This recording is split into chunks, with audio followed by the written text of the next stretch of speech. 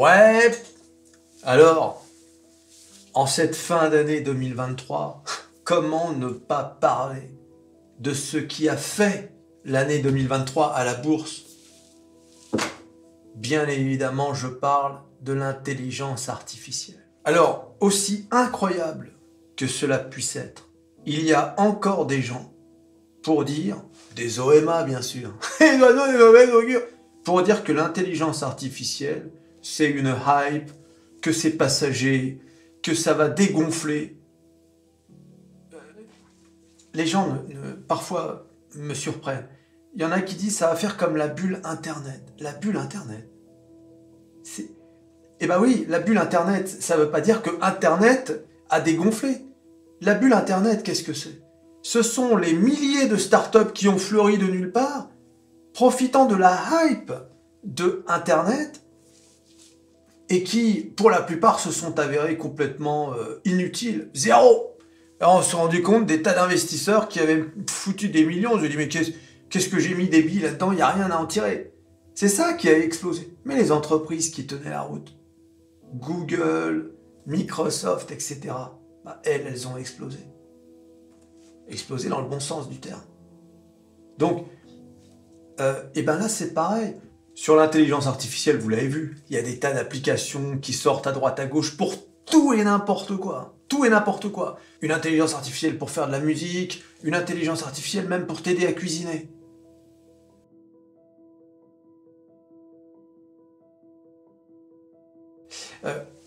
On a tout vu, hein. Donc c'est la même chose. Ça, toutes les entreprises qui tiennent pas la route et qui sortent des trucs en veux-tu en voilà, elles vont s'effondrer. Mais au final, l'intelligence artificielle, elle est là. Et non seulement elle est là, mais elle est concrète. Moi, je l'utilise tous les jours.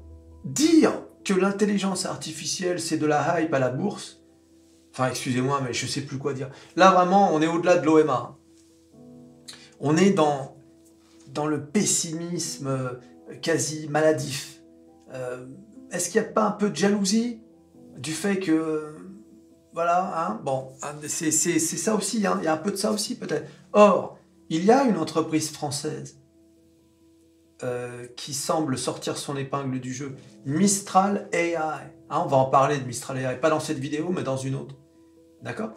Donc, tout n'est pas perdu pour la France. Même la France peut tirer son épingle du jeu dans cette histoire. Faut pas qu'on refasse le coup de Minitel, c'est tout. Eh oui, les amis! Mais là où c'est vraiment incroyable, c'est la vitesse avec laquelle l'intelligence artificielle s'est imposée dans les médias, dans les discussions, et surtout, et c'est ça qui nous intéresse, à la bourse. C'est devenu incontournable. Et c'est en grande partie ce qui a fait que l'année 2023 est devenue l'année de l'oseille. Oui.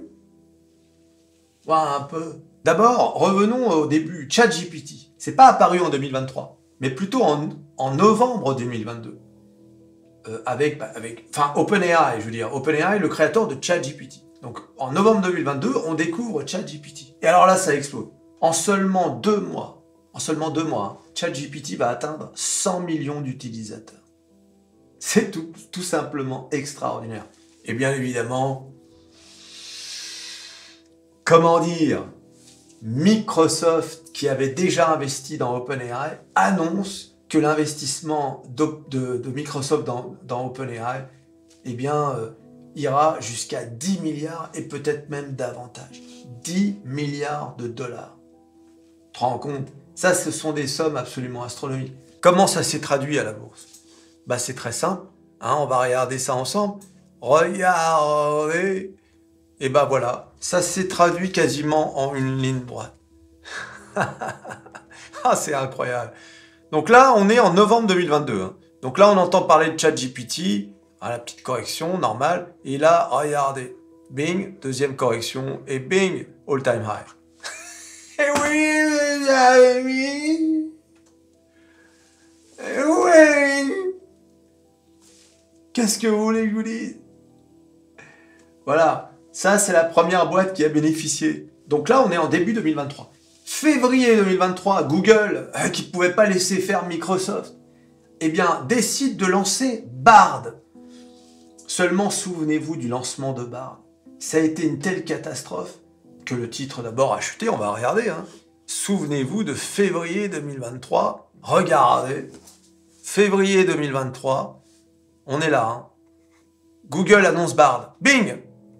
Allez hop. Écoute. Comme quoi, faut jamais désespérer hein, quand on voit ce qui a suivi. Hein. Souvenez-vous, oui, Google. Alors là, c'est pareil. Hein. Les OMA, hein, il n'en fallait pas plus. Google est fini, c'est terminé pour Google. C'est incroyable. Quand il n'y en a plus, il y en a encore. Google est fini, tu sais. Google est fini. On utilise Google tous les jours. L'autre jour, je regardais Google Maps avec Google Street, etc. C'est extraordinaire. Enfin bon. Entendre la phrase Google est fini, il faut avoir une certaine dose de culot, mais ça m'étonne pas. Hein. Ah bon, en France, on a beaucoup de gens comme ça. Beaucoup de gens culottés qui savent tout. Hein. Savent tout sur tout. T'as pas remarqué? T'as pas remarqué plus qu'ailleurs? Je sais pas si tu voyages un peu. Ici, on a... Ah ouais, on sait tout sur tout. Donc, Bard est mal accueilli. Pourquoi? Parce que les gens sont déçus. D'abord, c'est pas clair. Le truc, il est ouvert qu'à quelques personnes. Lorsque ChatGPT est ouvert à tous. Et donc, du coup, il y a un sentiment mitigé.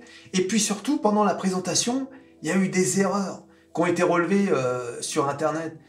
En fait, Bard, il avait raconté un peu n'importe quoi. Je sais plus sur quoi, c'était sur des planètes ou je sais pas quoi. Enfin bon, peu importe. En tout cas, le truc était pas au point et on sentait bien que Google avait sorti ça un peu dans la panique pour ne pas laisser la lumière à Microsoft. Ce sont des concurrents, les mecs. Hein. Voilà.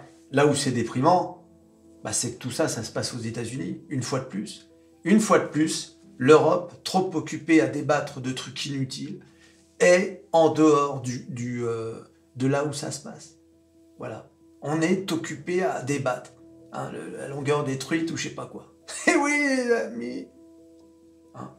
Et ça, c'est le moins pire.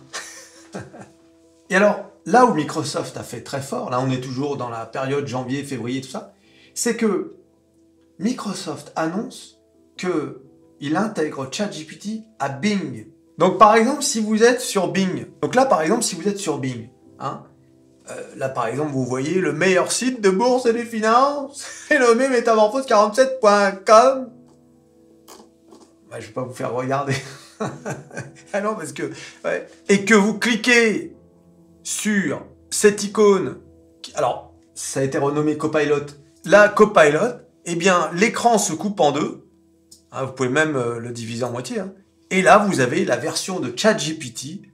En fait, c'est Copilot, mais qui est basé sur la version de ChatGPT 4, gratuit sur Bing. Alors, c'est un atout. Hein. Vous savez que Microsoft est en retard par rapport à Chrome, hein, dans la guéguerre qu'ils se font sur les navigateurs. Beaucoup de gens, dès qu'ils arrivent sur Windows, ils installent Chrome. Microsoft aimerait qu'on utilise Bing. Et là, vous pouvez poser une question à Bing.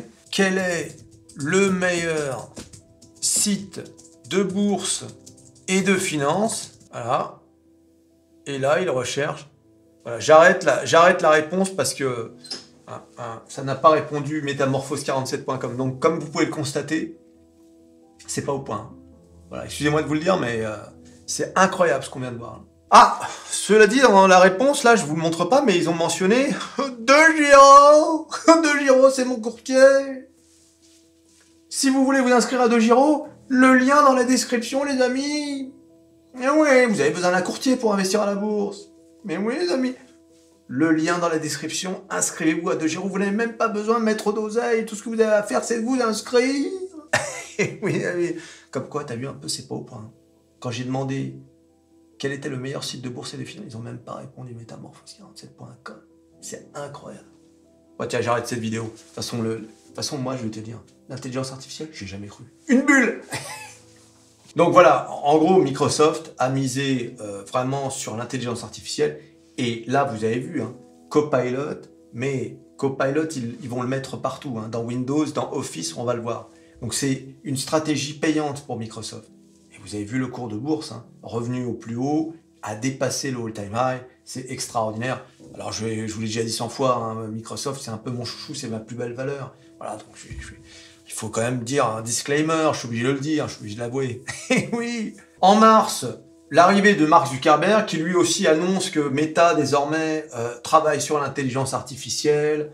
Voilà, donc tout le monde s'y met. Je vous dis, il n'y en a pas un qui va laisser l'autre prendre du terrain. En France, les débats, c'est d'autres choses qui n'ont rien à voir. Voilà, on légifère. En France, on légifère sur comment surveiller les réseaux sociaux. Voilà, avec un Thierry Breton qui se vante de faire voter une loi. Et si en septembre, Elon Musk ne respecte pas, attention à lui. Hein. Voilà ce qu'on fait en Europe. C'est incroyable, hein, comment on est soumis.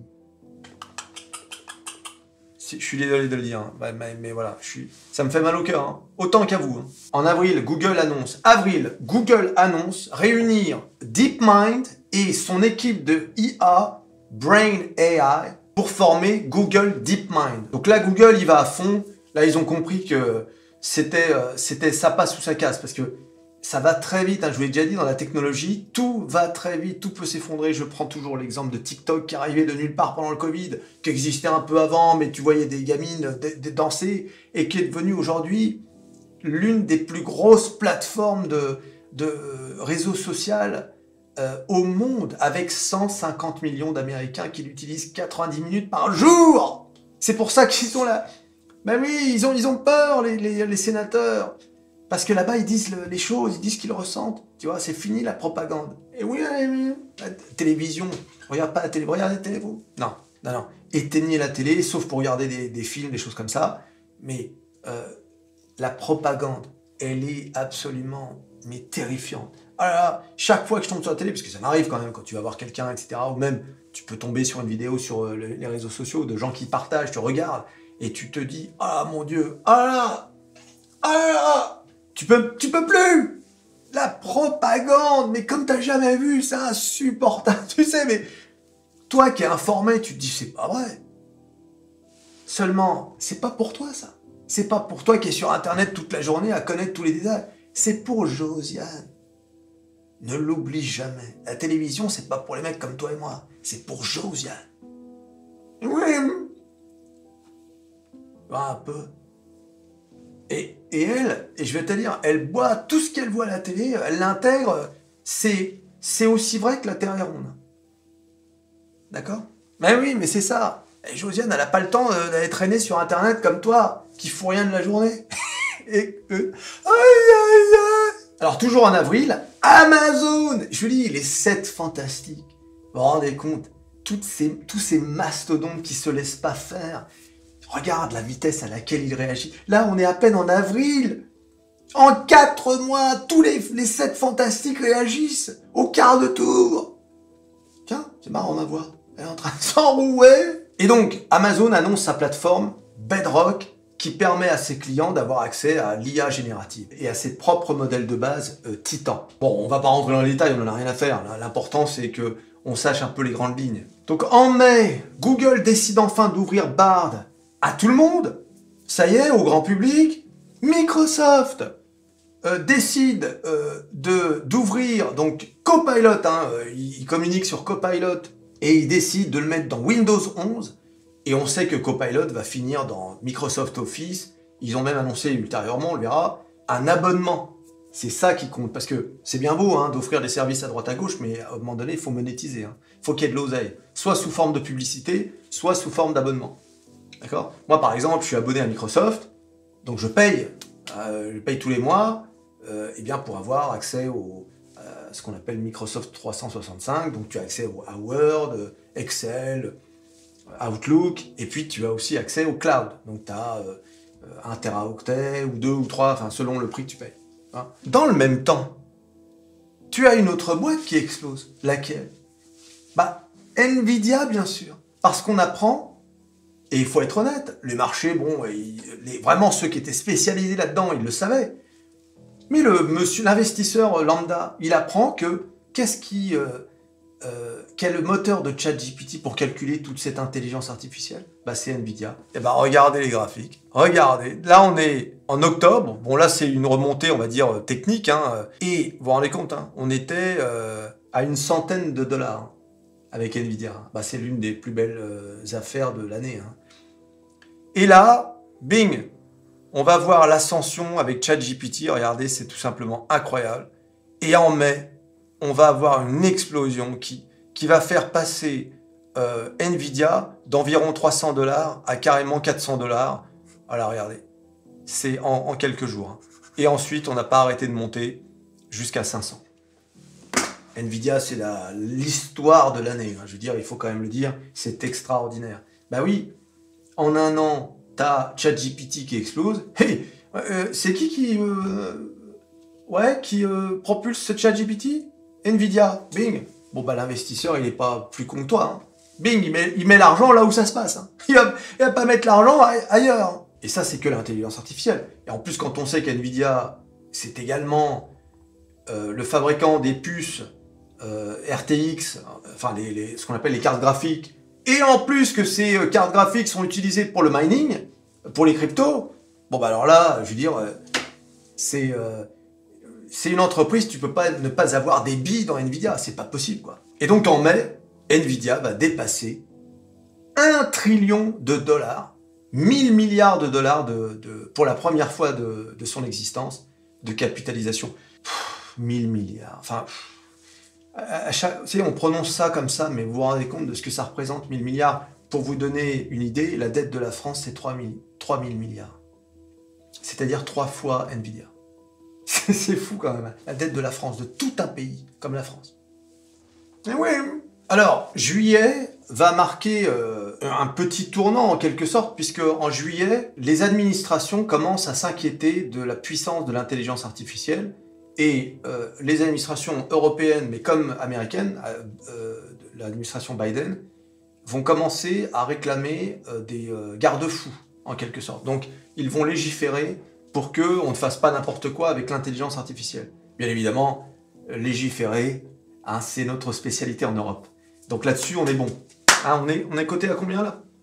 Ah, 10 000 milliards 10 000 milliards.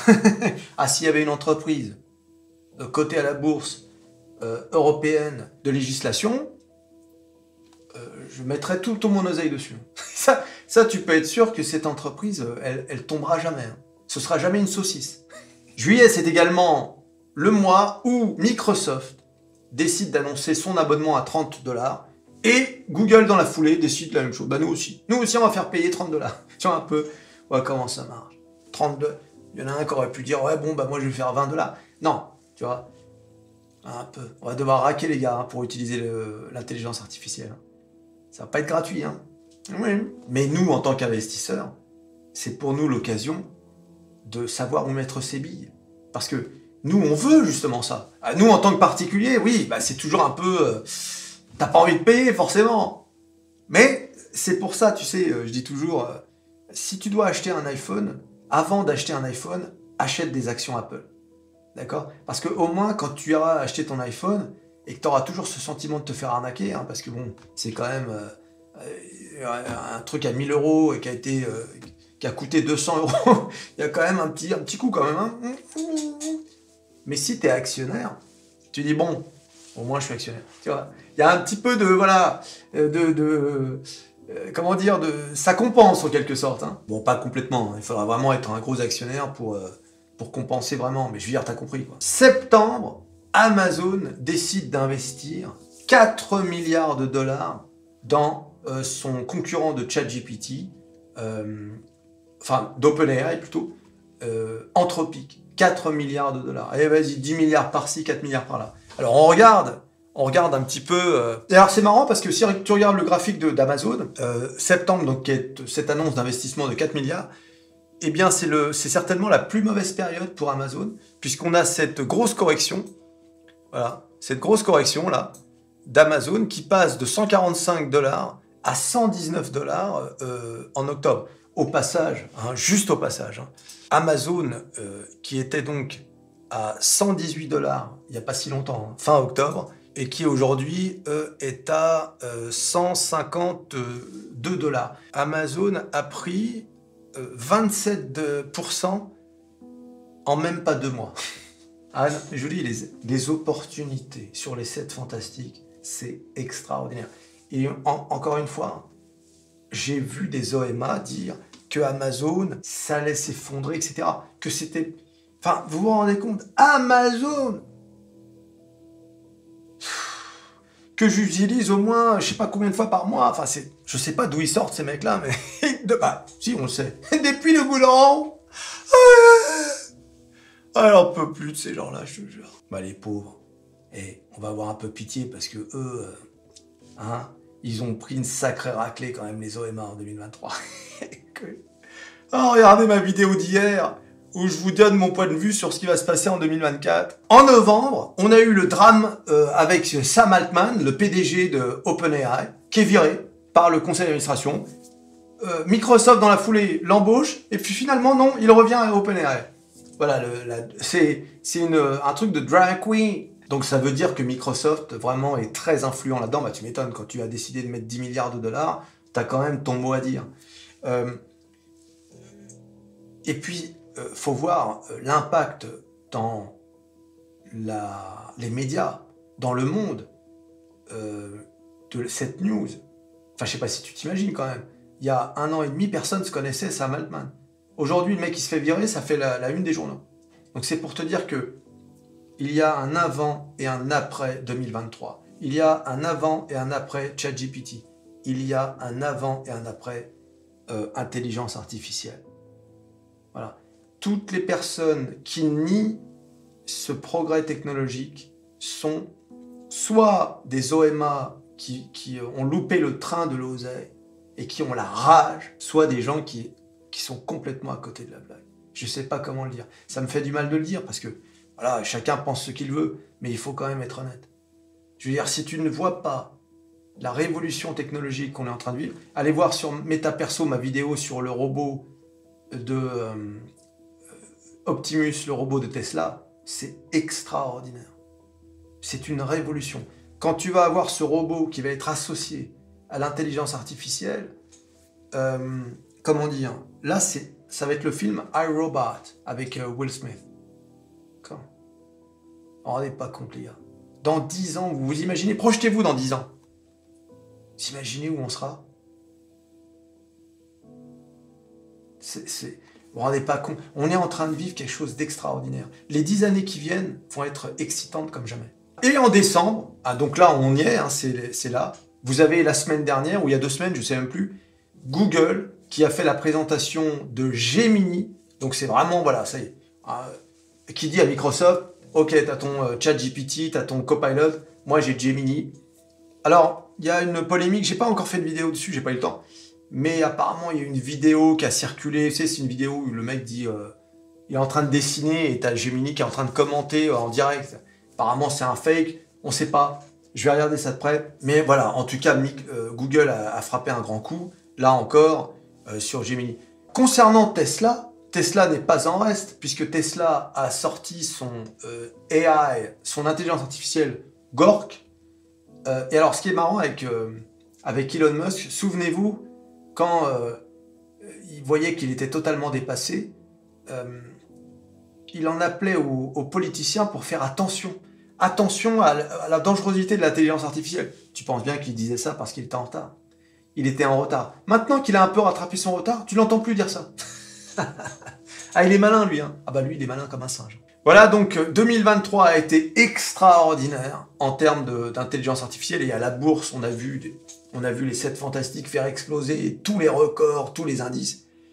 2024, je vous ai dit, hein, regardez ma vidéo d'hier pour savoir mon sentiment, mais on va continuer. Là où ça va être vraiment bien 2024, c'est que tout ça va se concrétiser. On va désormais vraiment utiliser Copilot, Gemini ou je ne sais quoi qui va sortir, et au quotidien. C'est-à-dire qu'on va vraiment l'utiliser dans notre pratique quotidienne. Moi, toi, tout le monde, quoi.